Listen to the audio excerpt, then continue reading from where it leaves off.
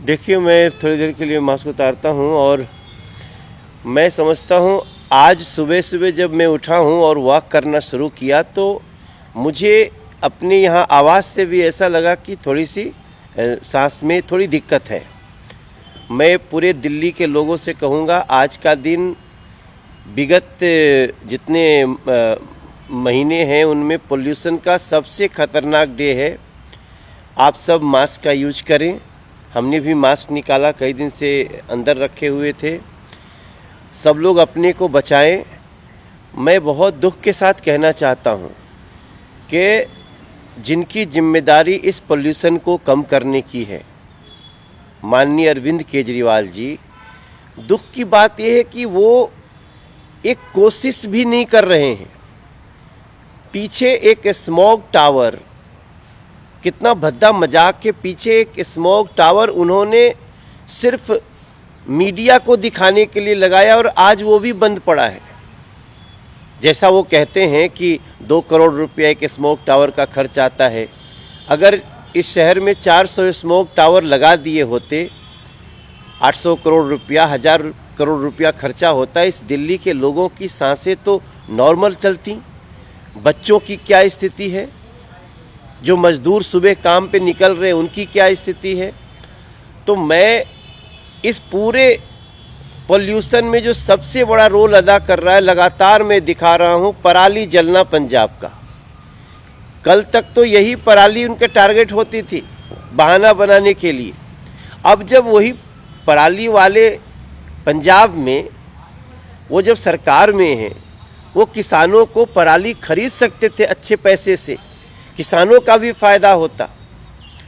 मैं समझता हूँ शायद दिल्ली अपने दुर्भाग्य को देख रही है अरविंद केजरीवाल जी को अपना मुख्यमंत्री बना के। लेकिन एक्यूआई जब नए एकदम सबसे ज़्यादा निचले स्तर पर दिल्ली एनसीआर में चला गया, तब पंजाब और हरियाणा के सीएम एक दूसरे पर स्टबल बर्निंग का आरोप प्रत्यारोप लगा रहे हैं। देखिए, हरियाणा ने तो लगातार पराली जो भी किसानों के, उसको खरीदना शुरू कर दिया है।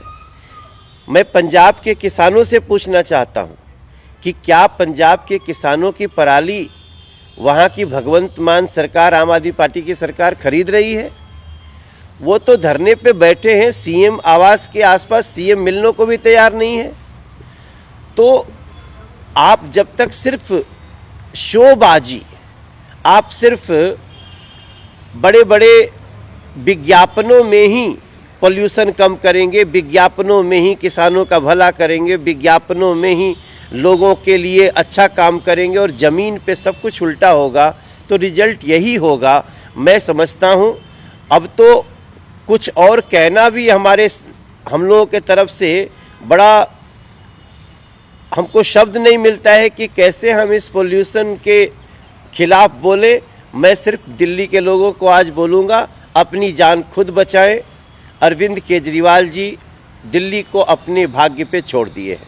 लेकिन यहाँ पर एनवायरमेंट मिनिस्टर उन्होंने भी कहा है कि दिल्ली जो है पूरी तरीके से गैस चैम्बर में परिवर्तित हो गया है और आम आदमी पार्टी के पंजाब सरकार में जिस तरीके से पराली जलाई जा रही है उस पर ये पूरा दोष मढ़ा जा रहा है, जो दोष है। दोष मढ़ने की आवश्यकता ही नहीं है।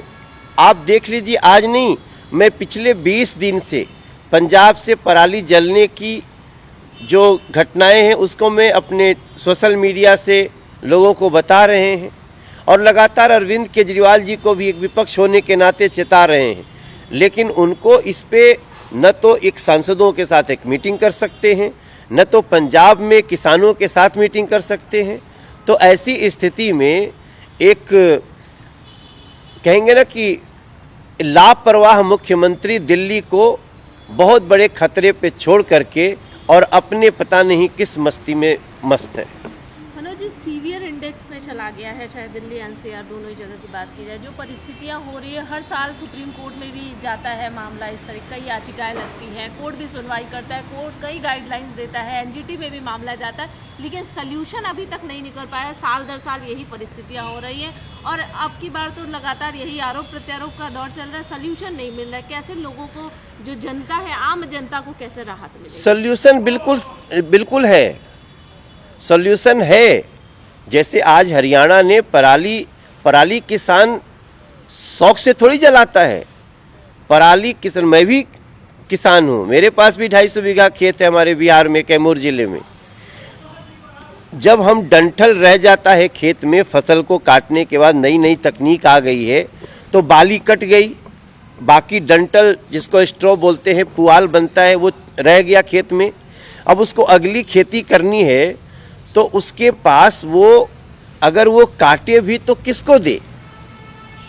अगर कोई खरीदार खड़ा हो, सरकार खड़ी हो, अगर इतने बड़े पोल्यूशन के खतरे से बचाना है, हजारों करोड़ रुपया कागजों में खर्च हो रहा है, लेकिन सही मायने में जब हम पराली खरीद सकते तो किसान उसको जलाएगा नहीं, वो तो उसके इनकम का अंग हो जाएगा।